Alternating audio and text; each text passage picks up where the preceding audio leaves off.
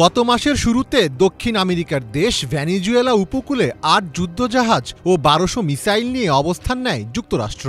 এরপর ক্যারিবীয় সাগরে মাদক বিরোধী অভিযানের নামে নৌযানে হামলা চালায় মার্কিন সেনারা। সেই হামলায় ১১ জন নিহত হওয়ার পর উত্তেজনা বাড়তে থাকে দুই দেশের সম্পর্কে।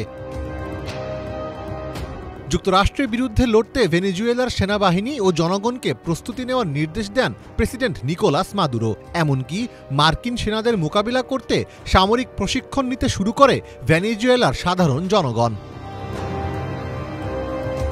এমন পরিস্থিতির মধ্যেই নোবেল শান্তি পুরস্কারের বিজয়ী হিসেবে ঘোষণা করা হয় মারিয়া করিনা মাচাদোর নাম, যিনি ভেনেজুয়েলার বিরোধী দলীয় নেতা এবং প্রেসিডেন্ট মাদুরোর কট্টর সমালোচক।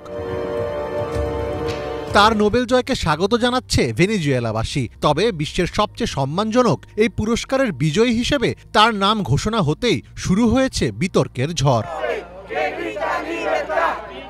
অনেকেই মনে করছেন মাচাদোর এই পুরস্কার শান্তি অবদানের চেয়ে রাজনৈতিক বার্তায় বেশি বহন করছে। বিশেষ করে নিকোলাস মাদুরোর সরকারের বিরুদ্ধে পশ্চিমা বিশ্বের অবস্থানকে আরও জোরদার করার উদ্দেশ্যে দেওয়া হয়েছে এটি। মাচাদো মাদুরোকে ক্ষমতা থেকে সরাতে নিজ দেশেই সামরিক হস্তক্ষেপের আহ্বান জানিয়েছিলেন। ২০১৮ সালে ইসরায়েল ও আর্জেন্টিনার নেতাদের উদ্দেশ্যে লেখা এক চিঠিতে নিজ দেশের শাসন ব্যবস্থা পরিবর্তনের জন্য সহায়তা চান তিনি।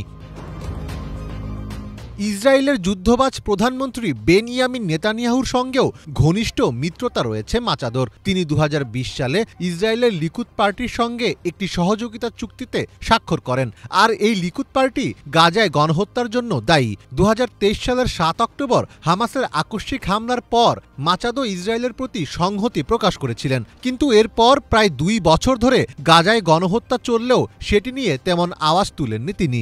আর এসব দাবির পক্ষে সামাজিক যোগাযোগ মাধ্যমে বিভিন্ন সময়ে দেওয়া মাচাদোর নানা পোস্ট ও তার স্বাক্ষরিত চিঠিকে প্রমাণ হিসেবে হাজির করছেন নেটিজেনরা, যা মাচাদোর নোবেল প্রাপ্তিকে আরও বিতর্কিত করে তুলেছে।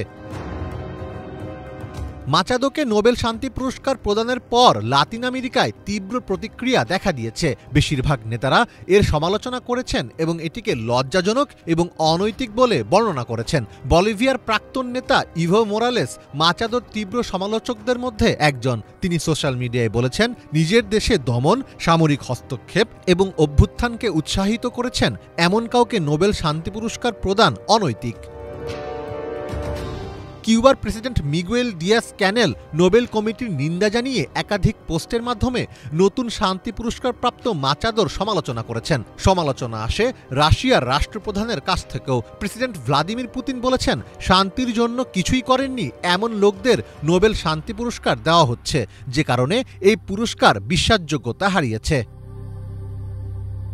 নোবেল কমিটি মাচাদোকে গণতন্ত্র ও মানবাধিকারের প্রতীক হিসেবে তুলে ধরেছে, তবে তার যুদ্ধপন্থী অবস্থান শান্তি পুরস্কারের মূল দর্শনের সঙ্গে সাংঘর্ষিক বলে মনে করছেন সমালোচকেরা। সব মিলিয়ে অনেকেই ভাবছেন এটি শুধু মাচাদোকে দেওয়া একটি পুরস্কার নয়, বরং নিকোলাস মাদুরোর শাসনের বিরুদ্ধে আন্তর্জাতিক সহমত গঠনের একটি প্রচেষ্টা। মীর ফজলে রাব্বি, বাংলা ভিশন।